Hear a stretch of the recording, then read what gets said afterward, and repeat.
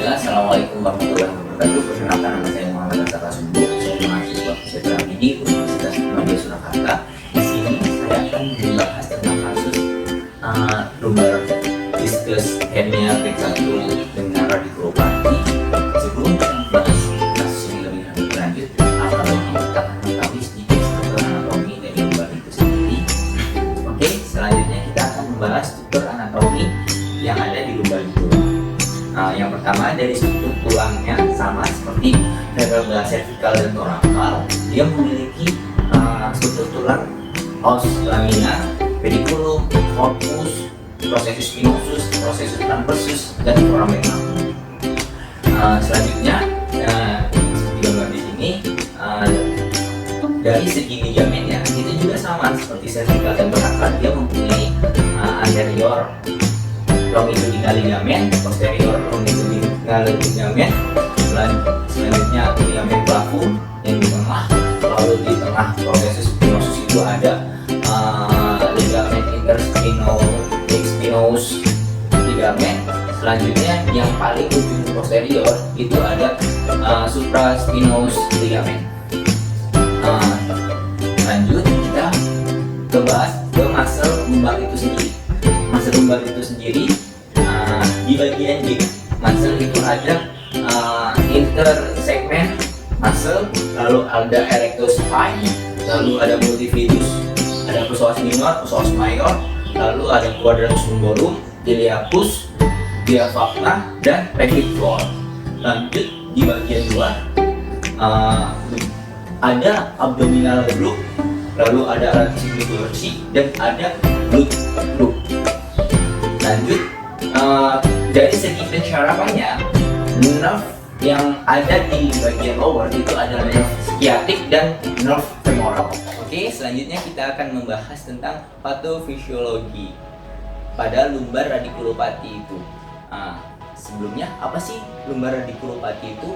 Lumbar radikulopati itu adalah ketika saraf ada di punggung, saraf sciatic biasanya itu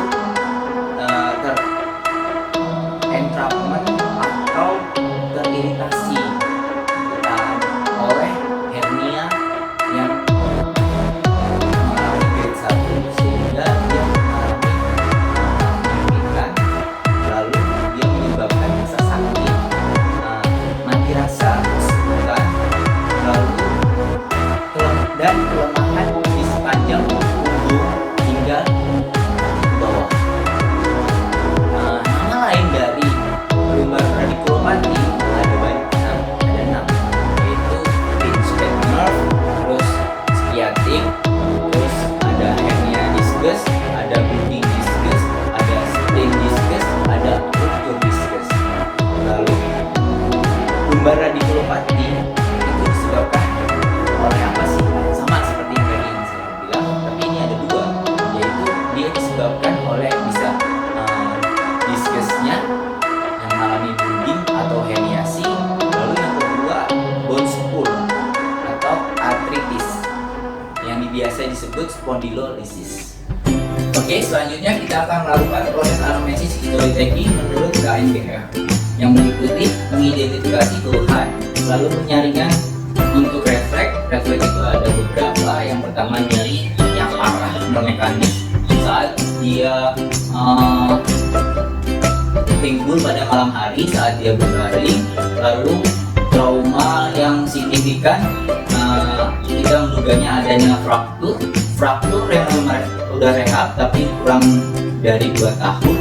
Lalu penurunan berat badan, demam, mempunyai riwayat kanker atau HIV yang kita menduganya adanya tumor atau infeksi, lalu penggunaan obat steroid, lalu pasien yang berusia di atas 50 tahun yang kita duga adanya riwayat kanker atau karsinoma yang dalam 15 tahun terakhir. Selanjutnya kita menilai status pasien saat ini, parahan dan sifat keluhannya seperti apa, gangguan fungsi tubuhnya seperti apa, lalu keterbatasan aktivitas, pembatasan partisipasinya. Lalu kita mengidentifikasi timbulnya keluhan, riwayat terjadinya sakit bagaimana, waktu timbulnya sakitnya itu seperti apa, dan terprovokasinya nyerinya itu saat dia melakukan apa. Lalu selanjutnya kita menilai juga cara berjalannya beliau, kita melihat posturnya, lalu kita lihat fase jalannya seperti apa, ada yang hilang tidak fasenya. Lalu selanjutnya apakah yang sudah dia melakukan pengobatan di tenaga medis lain atau yang lain. Lalu kita menanyakan juga keadaan geografis seperti pekerjaannya, terusan daerah rumahnya itu seperti apa, sosialnya itu seperti apa. Lalu dalam kita melakukan scale penilaian nyeri, kita menggunakan NRS dan menggunakan untuk fungsionalnya kita menggunakan Quebec Backbone Scale. Oke, selanjutnya pemeriksaan fisik dan spesifik. Pemeriksaan fisik itu meliputi dari panjang segmen antar vertebra toraks, lumbar, lalu panjang pelviknya dan hipnya, lalu LGS dari setiap segmen yang berpengaruh dalam lumbar. Lanjut ke pemeriksaan spesifiknya, kita menggunakan dua pemeriksaan spesifik. Yang pertama itu LASIK test yang berfungsi untuk sebagai mengetahui lumbar hernia radikulopati ini dengan sensitivitas 77% sampai 83% dan spesifisitas 74 sampai 89% menurut klinik guideline NISS. Lanjut untuk pembandingnya, kita menggunakan plate passive lumbar extension. Dia berfungsi untuk sebagai mengetahui instability pada lumbar itu sendiri. Sensitivitasnya lumayan tinggi juga, 84%, dan spesifisitasnya 90% menurut Ferrari et al. 2015. Jadi kalau kita mengetahui pemeriksaan spesifitas sebagai berikut, kita akan melakukan contohnya. Oke, selanjutnya kita akan melakukan LASIK test kepada pasien ini yang mana pasien itu dengan cara pasif 35 angkat right-nya ke arah superior 35 sampai 70 derajat, di mana dia terasa terprovokasi nyerinya, misalnya sini nyeri ya. Lalu kita ditambahkan provokasinya, tambah dosis tensi. Lalu pasien kita arahkan untuk tensi neck. Ibu dagunya ini terasa nyerinya. Oke. Nah, positif findingnya saat kita provokasi itu, nyerinya yang seperti nyeri menjalar di bagian lumbarnya sampai ke arah belakang. Nah, itu bisa kita indikasikan adanya lumbar hernia diskus radikulopati. Selanjutnya kita akan melakukan tes plate atau passive lumbar extension dengan ibunya front bertanggal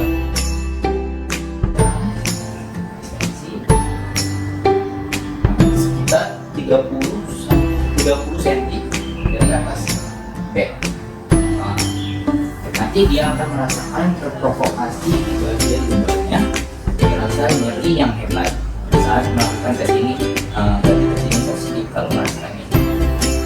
Oke, setelah kita melakukan pemeriksaan fisik sebagai berikut tadi dan spesifik, kita bisa mendiagnosa apa yang dialami oleh pasien tersebut. Dan kalau LASIK tesnya positif, berarti kita akan lanjut ke lumbar hernia radikulopati dengan leg 1.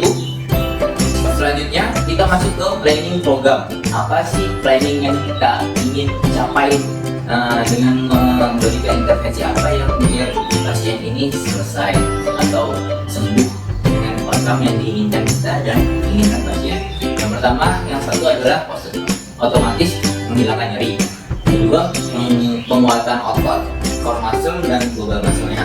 Lalu peningkatan stabilitas, fleksibilitas, dan kemampuan aktivitas daily living-nya. Dan Lanjut, berapa sih waktu yang kita perlukan untuk kita bisa menyelesaikan? Menurut Guideline itu dia latihan stabilisasi mampu meningkatkan stabilitas lumbar dan kemampuan ADL-nya dalam 2 bulan. Tetapi menurut guideline lain, guideline NIFS, melihat dari prognosis faktor seperti umur, durasi, dan keparahan simptom. Nah, itu kita bisa di 3 klarifikasi. Yang pertama, yang untuk cuma jangka pendek, short, itu 8 minggu sampai 6 bulan.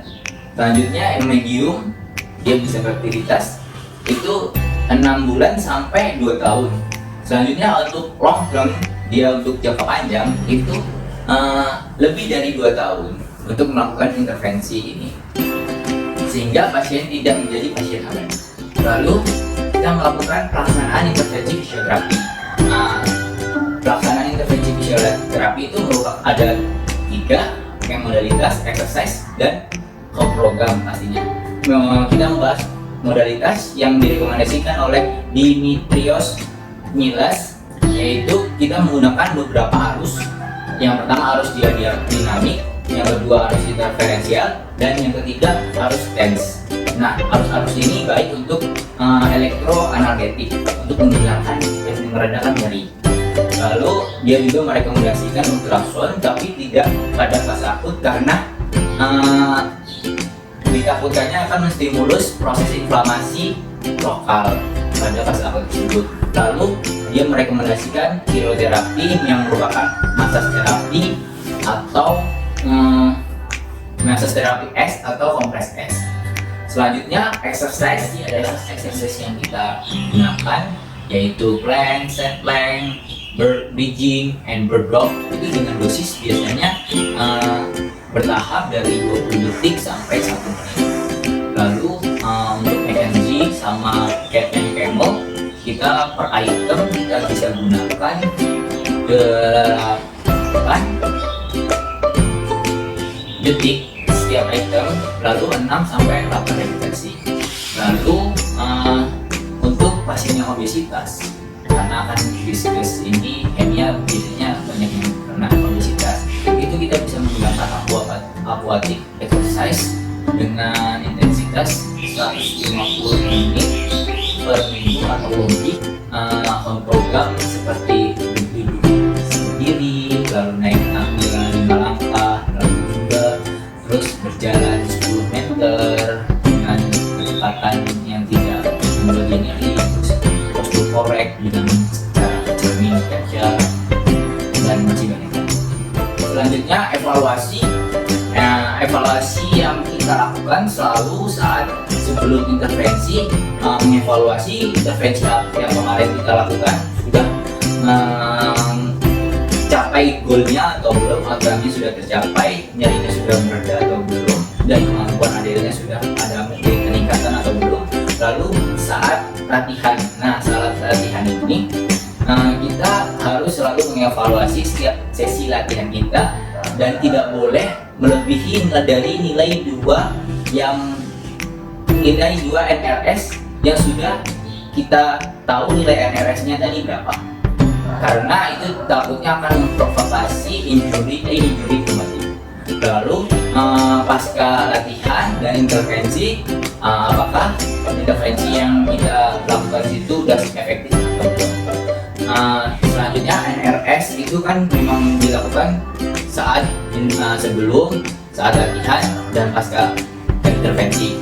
Tapi Quebec Pain untuk menghitung kemampuan fungsionalnya, kita bisa mengukurnya 3 minggu sekali. Baik, terima kasih atas perhatiannya. Itu saja video dari saya. Kurang lebihnya saya mohon maaf. Saya akan memberikan nanti referensi, guideline, jurnal-jurnal yang saya menjadi patokan saya berbicara pada kesempatan ini. Terima kasih banyak. Wassalamualaikum warahmatullahi wabarakatuh.